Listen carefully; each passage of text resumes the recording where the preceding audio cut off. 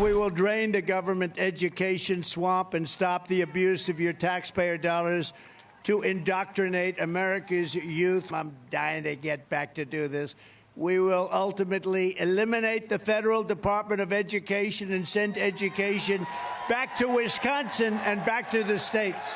Trump promising to eliminate the Department of Education was never going to happen. That's just another empty, broken promise. Unfortunately, really trying to politicize and weaponize education.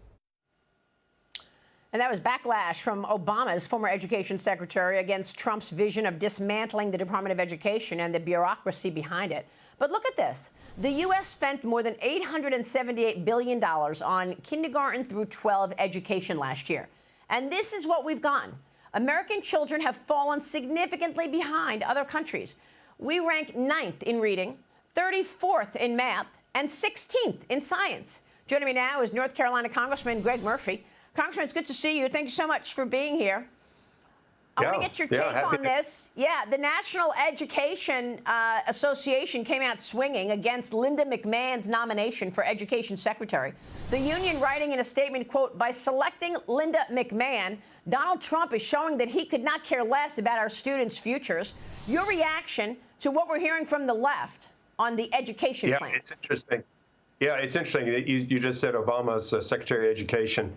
The indoctrination and the weaponization of the educational system is exactly what we have seen over the last 4 years. You know, the DEI, the wokeness that's been pushed onto kids from their teachers.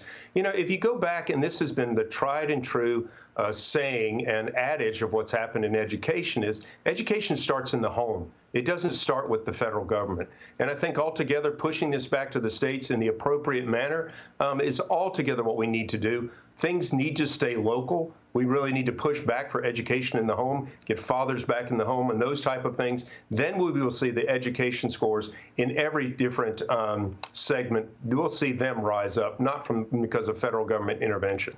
Yeah, I mean, look, he wants to dismantle the education the education committee, and you know, at the same time, putting Linda McMahon in there to actually oversee the dismantling of the education department. Vivek Ramaswamy told me that's one of the first to go. You know Linda McMahon, right? She grew up in your district? Yeah, she grew up in our district. I don't know her personally, but she was an East Carolina graduate, which is where in Greenville, where we live. Our parents, I believe, served at Camp Lejeune down in Jacksonville. So she's an Eastern North Carolina girl, yeah. And you say you look forward to having Eastern North Carolina values in the cabinet.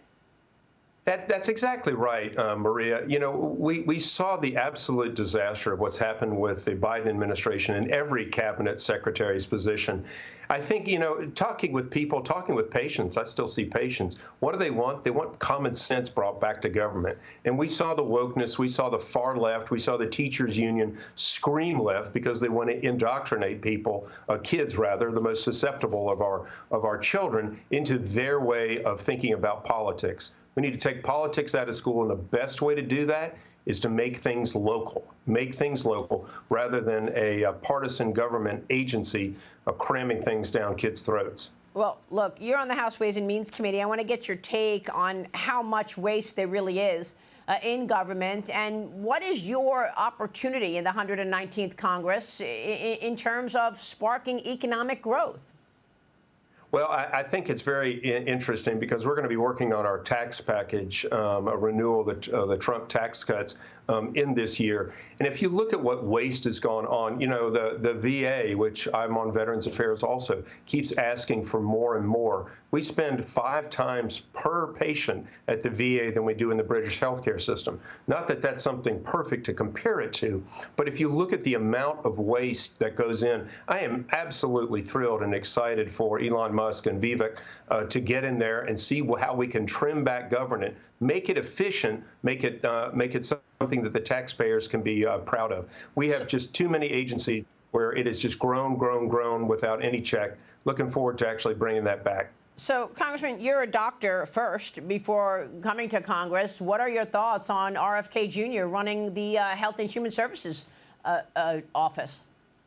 You know, I think President Trump has made a theme of picking disruptors, people who will question what's gone on. I can say, from what RFK and a lot of his views are, I don't necessarily agree with some of them, but I look forward to conversations. The same thing with Dr. Oz. Look forward to conversations on how we can improve things. We may not agree on everything, but I think the fact that you bring somebody in who's going to set us, hey, look, we may not be doing the same thing right for the last 50 years. Let's look at things again. Let's look at things objectively. And I think that's altogether fine. We're going to have good conversation, maybe even hard conversations about how HHS moves forward and what we, as I'm a chairman of the Doctors Caucus, what we believe is right for the health and welfare of our country. But I think it's altogether fine to bring somebody in to shake things up.